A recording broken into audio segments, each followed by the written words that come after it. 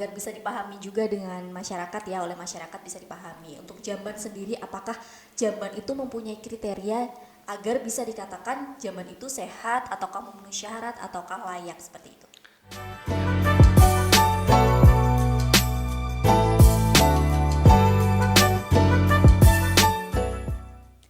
Selamat siang, kembali lagi bersama saya Ria Zulfa Safitri dalam acara podcast Bisik Taka, bincang asik kesehatan kita. Teman-teman, hari ini masih membahas tentang lingkungan.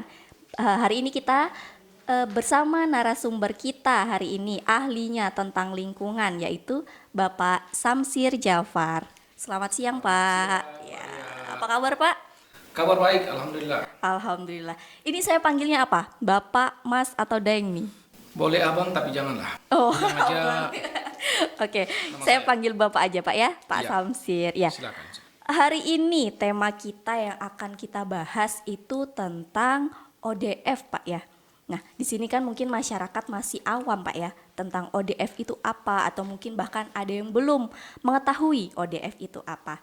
Bisa kita mulai mungkin Pak untuk pembahasannya ODF itu apa sih sebenarnya?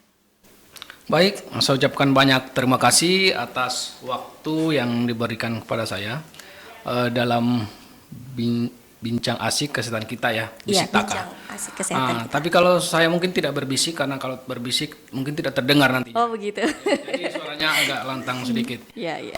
Mungkin di awal sebagai pendahuluan bahwasanya kita berangkat daripada strategi nasional yaitu sanitasi total berbasis masyarakat. Awalannya itu berarti tentang sanitasi Sanitasi total, total ya, berbasis masyarakat.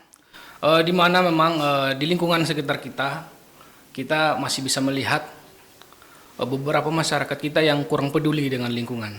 Ya, maka dari itu dari tahun 2008 Kementerian Kesehatan sudah mencanangkan tentang sanitasi total berbasis masyarakat. Namun selanjutnya barulah di tahun 2004 itu muncul peraturan Menteri Kesehatan nomor 4 tentang strategi kebijakan sanitasi total berbasis masyarakat. Nah, kalau bicara sanitasi total berbasis masyarakat ini ada 5 pilar di dalamnya. Ada 5 pilar. Ada 5 pilar. Oh, iya. Yang pertama yaitu stop buang air besar sembarangan. Terus yang kedua terkait dengan cuci tangan pakai sabun. Cuci tangan Ya. pakai sabun. Terus yang ketiga terkait pengelolaan air minum rumah tangga, dan yang keempat adalah pengelolaan sampah rumah tangga, dan yang kelima yaitu pengelolaan limbah cair rumah tangga. Ya, dari 5 pilar STBM tadi, kaitannya dengan tema kita hari ini, Pak. Apa tadi? ODF itu yang poin keberapa? Pilar keberapa? Nah, ya karena kita tadi sudah membahas 5 pilar ini, makanya kita sekarang fokus kepada pilar pertama yaitu Oh, pilar ODF. pertama Ya, ODF. kaitan Ya, dengan ODF. ODF ini ya, karena di situ stop buang air besar sembarangan. Kalau ODF ini kan hanya singkatan dari Open Defecation Free ya. Oh, ODF itu singkatan, ya. singkatan Open Defecation Free yang Ya. memiliki arti Artinya bahwa tidak ada lagi masyarakat yang buang air besar sembarangan. tempat. Itu. Apakah di Penajam Pasir Utara itu masih banyak Pak yang ini perilaku masyarakat yang masih buang air besar sembarangan? Nah, kalau kita bicara, artinya ini kan bicara data ya. Iya, Karena bicara Mbak mungkin data. menanyakan saya terkait dengan banyak tidaknya masyarakat yang buang air besar sembarangan. Kalau secara kumulatif jumlah desa, kita kan ada 54 desa kelurahan. Ada 54 desa. Nah, untuk totalitas saat ini untuk 2013, walaupun memang tadi prosesnya kan bertahap, nanti kita akan ceritakan tahapan-tahapannya. Mulai dari 2017 kita beranjak sampai dengan hari ini sudah ada 42 desa kelurahan yang ODF. Dari total Dari 5 54 desa kelurahan. desa kelurahan satu kabupaten, Satu ya kabupaten. satu kabupaten. Artinya masih ada 12 desa kelurahan yang belum ODF. Nah, itu jadi PR kita untuk saat ini iya. bersama dengan Lumayan Pak ya, lumayan. pencapaiannya lumayan, yang kurang juga masih lumayan ya. Jadi ini ODF ini mulai dicanangkan oleh Kemenkes apakah pada tahun 2017 ataukah Kabupaten Penajam Pasir Utara baru memulainya di tahun 2017 ini Pak?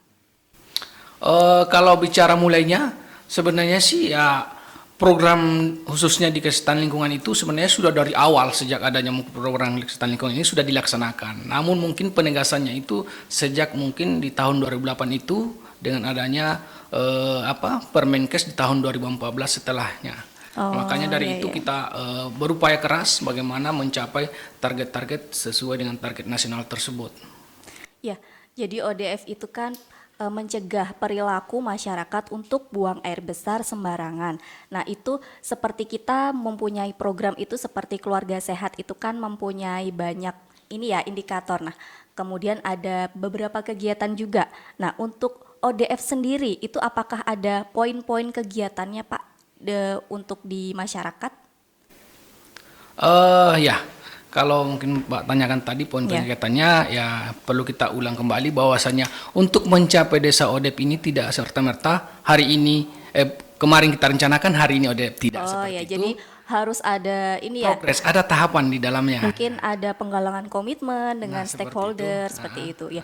Mungkin bisa diceritakan Pak untuk awal prosesnya bagaimana sih sebuah desa itu harus ODF prosesnya dari awal sampai mencapai itu tadi ODF itu tadi ya. Baik, untuk mencapai suatu desa ODF, kembali lagi bahwasanya ODF ini tentunya bagaimana menciptakan masyarakat ini secara totalitas tidak ada yang buang air besar sembarangan gitu ya. Jadi tahapan awal yang kita laksanakan, yang mungkin juga sudah lama sudah dilaksanakan oleh teman-teman di Puskesmas, yaitu identifikasi. Artinya identifikasi ini bagaimana mendapatkan data di masyarakat bahwasanya masih ada beberapa yang masih berperilaku buang air besar sembarangan. Buang air besar sembarangan. Iya. Artinya setelah kita dapatkan data, tentu ada tindakan selanjutnya.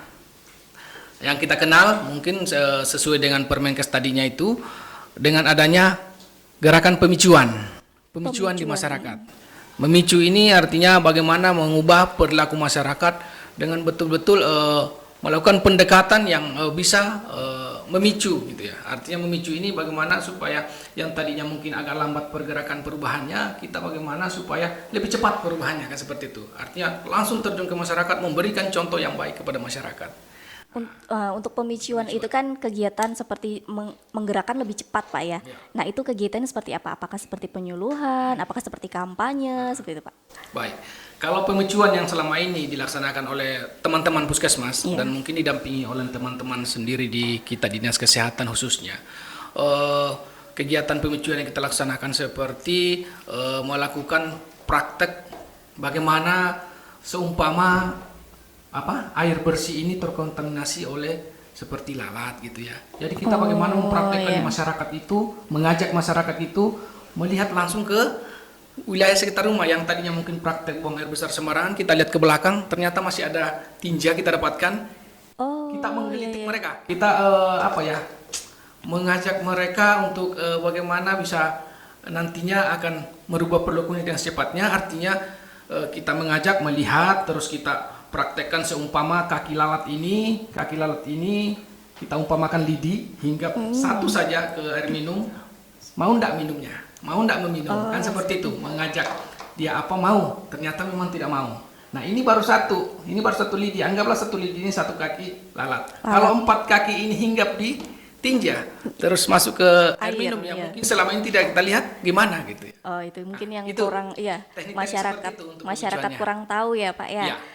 Jadi awalnya itu seperti survei ya Pak ya, seperti survei ke rumah warga gitu Pak ya, baru melakukan kegiatan yang pemicuan itu tadi. Kan masih ada lagi lanjutannya. Ya, berbicara masalah perilaku masyarakat yang masih buang air besar sembarangan. Nah, untuk yang di Penajam Pasir Utara ini khususnya buang air besar sembarangannya itu di mana sih Pak? Kadang kan ada yang mungkin di sungai atau mungkin di belakang rumah gitu Pak. Iya.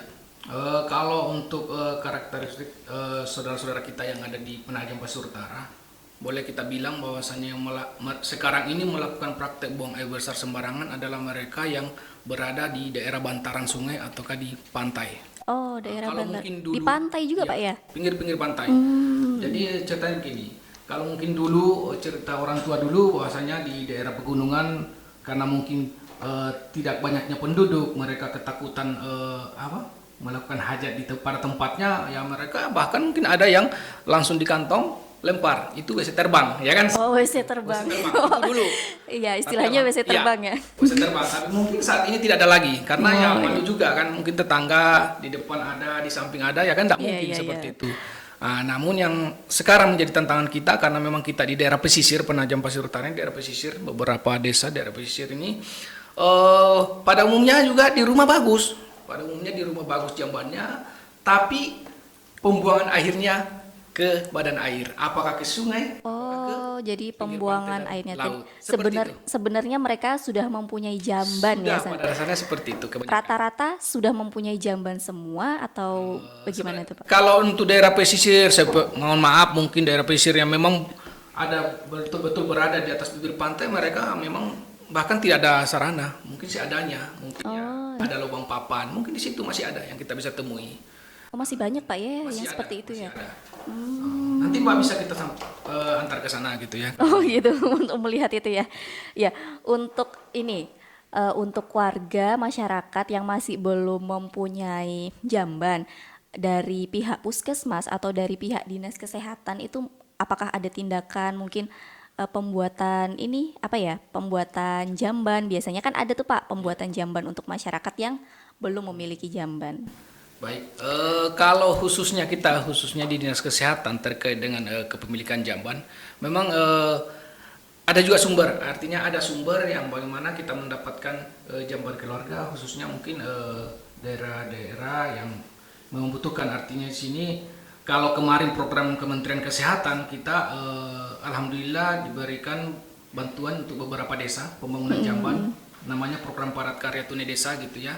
Tapi Program apa tadi Pak? Padat Karya Tunai Desa. Padat Karya Ya, Tuna Desa ya. Memang dari Kementerian Kesehatan, tapi memang hanya terbatas.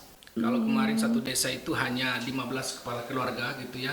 Karena kan memang sifatnya kesehatan ini hanya memicu dan juga sebagai swadaya lah gitu kan. Bagaimana masyarakat ini bisa lebih mandiri untuk mengembangkan Sendiri Pak ya. jadi hanya beberapa desa. Namun di program lain, khususnya di teman-teman di PUPR, ada banyak sebenarnya anggaran di sana. Dan kemarin juga di 2 tahun berturut-turut dari 2001 sampai dengan 2022 ada program yang mendukung terkait penurunan stunting gitu ya. Ada jamban keluarga yang memang teman-teman PU yang melaksanakannya. Ya, dan juga ada program Pamsimas gitu ya, yang memang itu dari Kementerian Dalam Negeri dan bekerjasama dengan Cipta Karya bagaimana memberikan akses jamban ini kepada masyarakat.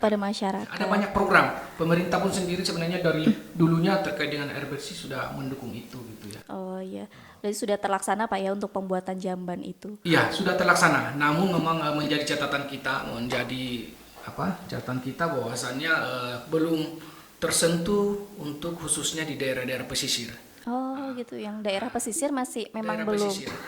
Karena kan mungkin selama ini sifatnya bantuan itu kan ya memang khususnya di daratan mungkin bisa di cover gitu ya. Tapi untuk daerah pesisir yang selama ini mungkin makanya kami sampaikan di setiap mungkin ada kegiatan pertemuan, memang daerah pesisir ini memerlukan teknologi tepat guna. Artinya memang tidak sama dengan jamban-jamban yang mungkin selama ini digunakan di daratan kan seperti. Oh ada bedanya Pak ya antara ini pesisir. Ada Bedanya di mana tuh Pak? Bedanya begini, kalau di daratan mungkin ya sudah kita bangun mungkin septic tank atau kita sekarang kan menggunakan biopil gitu kan yang begitu digali simpan di situ mungkin sudah langsung dikoneksikan jadi kan seperti itu. Tapi kalau mungkin untuk daerah pesisir kan perlu teknologi. Kenapa saya bilang perlu teknologi? Di sana ada pasang surut air. Kalau kita betul, ada menggunakan pasang surut air yang ditanam ya suatu saat bisa naik kan seperti itu. Iya betul. Mungkin kehadiran teknologi tepat guna kita akan sesuaikan. Mungkin tuh daerah-daerah yang padatan penduduknya dengan mungkin yang kurang akan beda. Kita punya pedoman, artinya kalau nanti suatu saat teknologi tepat guna akan dilaksanakan khususnya di kabupaten kita untuk mendukung stop buang air besar sembarangan, ya kita akan berikan. Dan itu memang sudah ketentuan dari Kementerian Kesehatan dan PUPR. Oh iya, untuk yang khusus daerah pesisir Pak ya. Kalau untuk Kabupaten Penajam Pasir Utara sendiri, daerah yang memiliki pesisir, daerah pesisir itu di daerah mana Pak? Kecamatan mana ya Pak? Nah, kalau kecamatan sebenarnya sih hampir ada untuk semua sebenarnya. Namun mungkin yang paling banyak itu adalah daerah Kecamatan Penajam sendiri. Kecamatan Penajam sendiri, Penajam sendiri kan ada beberapa desa seperti Pantai Lango, Jenebora, Gersik, terus daerah pantai untuk Tanjung gitu ya, dan sekitarnya itu daerah pesisir. Dan untuk di Babulu dan juga jadi PR kita satu bahwasanya desa Babulu Laut ini yang masih masih banyak tantangan kita di sana untuk buang air besar sembarangan, hanya Babulu Laut. Karena Hanya memang daerah Babulu pesisir, Laut. iya, Oh. dia ada sungai gitu. Sehingga disitulah tempat masyarakat pada umumnya membuang tinjanya, bukan pada septic tank gitu ya. Berarti di laut gitu Sebagian. Pak ya, masih sebagian Iya. besar masih mempunyai perilaku buang air besar Seperti di laut ya. Betul, betul. Berarti juga ini ya mencemari eh, hewan-hewan yang ada di laut situ Pak ya. Ya, tentu. Kalau tentu. kalau seperti itu ini ya perilakunya seperti itu. Betul. Nah, pastinya ya namanya tinja pasti akan mencemari. Iya, bukan hanya sampah tapi kotoran dari manusia itu juga Pak ya. Betul. Ya.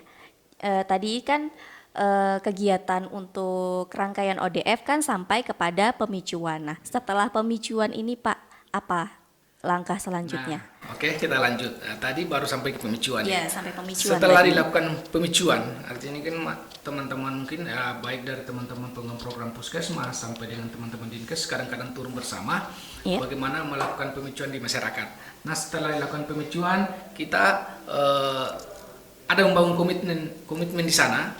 Berapa bulan kemudian harus ada perubahan, kan seperti itu. Oh, Jadi kita iya. membangun komitmen dengan masyarakat. Apakah mungkin mereka menggunakan lembar komitmen atau gimana, sehingga itu betul-betul bisa menjadi pegangan masyarakat. Artinya menjadi perhatian juga bahwasanya saya sudah komitmen. Nah, makanya harus ada perubahan. Makanya di komitmen itu kita akan bunyikan kapan kira-kira perubahan perilakunya terjadi. Artinya yang tadinya mungkin buang sembarangan tidak lagi karena memiliki jamban. Kita akan bangun di situ komitmen. Setelah itu komitmennya sudah dilaksanakan, mungkin anggaplah 3 bulan ya, anggaplah 3 bulan, waktu yang paling singkat lah dan mungkin standar untuk Standarnya 3 bulan Pak 3 ya, bulan. ya. Kita akan lihat setelah itu, kita akan verifikasi. Oh, Kita diverifikasi akan ya. verifikasi data. Teman-teman di puskesmas ini akan turun melakukan verifikasi yang tadinya mungkin tidak memiliki, sudah komitmen, oh sudah ternyata berubah. Ini namanya verifikasi, proses verifikasi. Nah, kalau memang alhamdulillah semua yang tadinya mungkin anggaplah 10 di sana sudah komitmen dan sudah diverifikasi tidak lagi, ya sudah akan kita laksanakan deklarasi. Deklarasi ODF. Oke.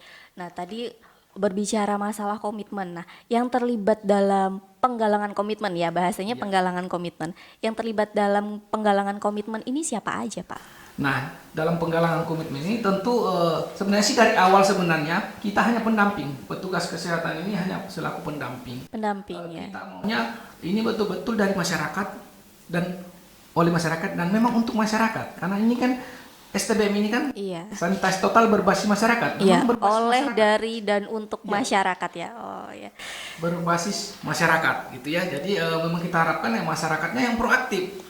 Jadi kita ini petugas kesehatan itu hanya mendampingi. Mendampingi. Gitu ya. Jadi setelah itu ya, setelah mereka komitmen ya mereka melakukan kesepakatan ya, sehingga sudah terjadilah komitmen untuk bisa berubah. Oh, oke oke. Setelah verifikasi, kemudian deklarasi. Setelah itu deklarasi ODF ya. Kemudian setelah terjadinya deklarasi, itu desa tersebut sudah dikatakan ODF. Ya, baik. Kalau deklarasi ini kan hanya sebenarnya seremoni saja. Seremoni, Sebenarnya tidak ada oke. deklarasi pun tidak masalah. Tapi yang dibutuhkan kita saat ini adalah pernyataan dan berita acara bahwasanya desa tersebut sudah tidak buang air bersih sembarangan. Oke, kita dari awal kan sudah bercerita tentang ODF, prosesnya seperti apa, kemudian daerah mana yang masih belum ODF. Nah Pak, untuk ODF sendiri, adakah kontribusi pencapaian ODF ini untuk kota atau kabupaten sehat? Iya, kalau bicara kontribusi jelas besar kontribusinya. Iya. Kalau kita bisa lihat sekarang ini, Kabupaten Penajam Pasir Utara bersiap untuk dilakukan verifikasi tingkat pusat untuk Kabupaten Kota Sehat, di mana salah satu syarat utamanya adalah 80% desanya sudah ODF, barulah mengikuti tingkatan PADAPA. Artinya tingkatan yang paling bawah. Nah, ini artinya kita sekarang kan berada di berapa persen? Belum mencapai 80%. Belum mencapai ya. Artinya harus kita capai 80% untuk dapat dilakukan verifikasi Kabupaten Kota Sehat. Oke Pak, tadi kan kita sudah membahas tentang ODF, kemudian kita membahas juga tentang jamban. Nah, ini mungkin agar bisa dipahami juga dengan masyarakat ya, oleh masyarakat bisa dipahami. Untuk jamban sendiri, apakah jamban itu mempunyai kriteria agar bisa dikatakan jamban itu sehat, ataukah memenuhi syarat, ataukah layak seperti itu? Ya baik Mbak, bicara tentang kriteria jamban sehat, kembali lagi bahwasannya bisa saja berbeda-beda di masing-masing rumah tangga. Ya, artinya mungkin rumah yang besar dengan yang kecil pasti akan berbeda kan seperti itu. Tapi yang tujuan kita adalah satu, adalah jambannya sehat. Jambannya sehat, ya betul. Gambaran sederhana tentang jamban sehat itu yang pertama adalah tidak mencemar lingkungan atau air di sekitarnya kan seperti itu. Terus selanjutnya bahwasanya bebas dari serangga, ya. Bebas dari serangga atau vektor penyakit. Sebenarnya sih kalau bicara bebas serangga atau vektor penyakit ini, karena kan pastinya kita berbicara kebersihannya. Ya, Artinya betul, jamban itu bersih.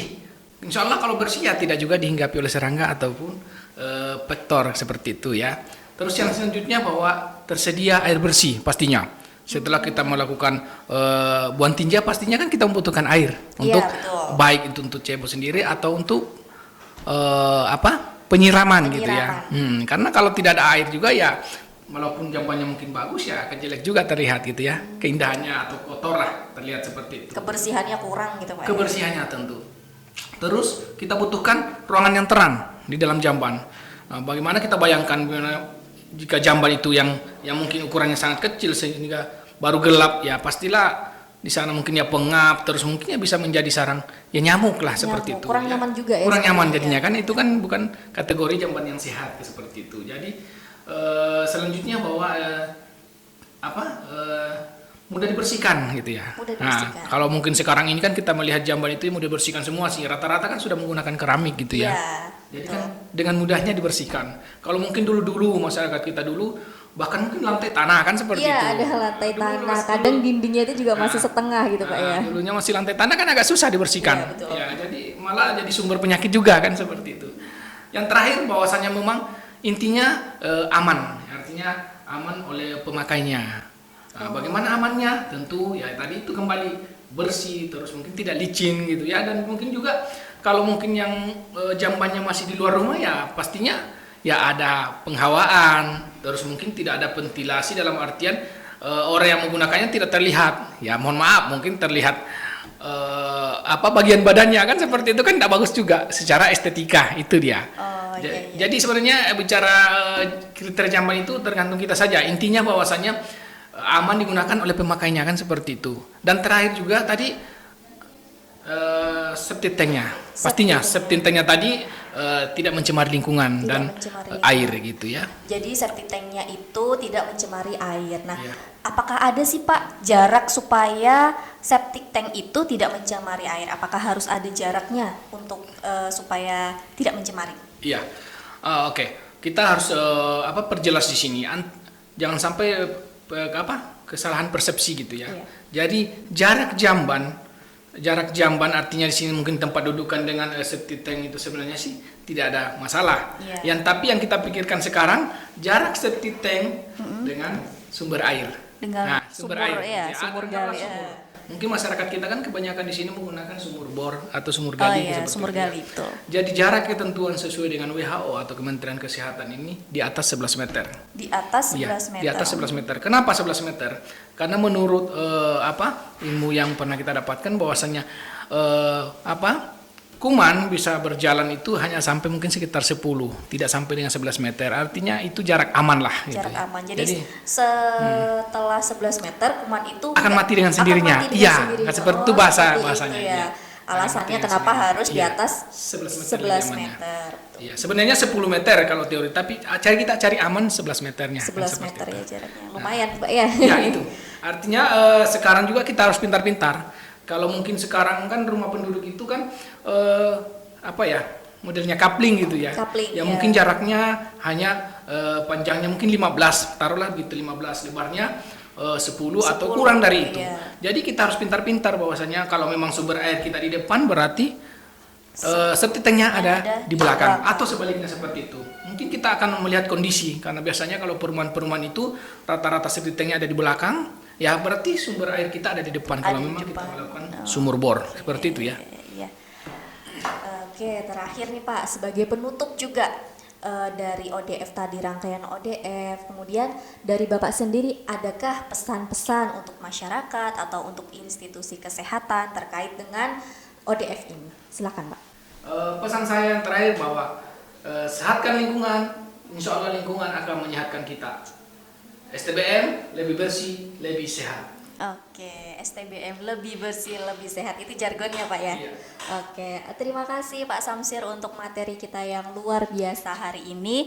Di lain kesempatan mungkin kita bisa berbincang-bincang lagi ya Pak Insya tentang Allah. informasi kesehatan yang lainnya. Insya Allah. Oke teman-teman, jangan lupa untuk subscribe dan like YouTube kita, podcast kita, Bisik Taka. Jangan lupa juga aktifkan notifikasi untuk mendapatkan informasi kesehatan dari kita.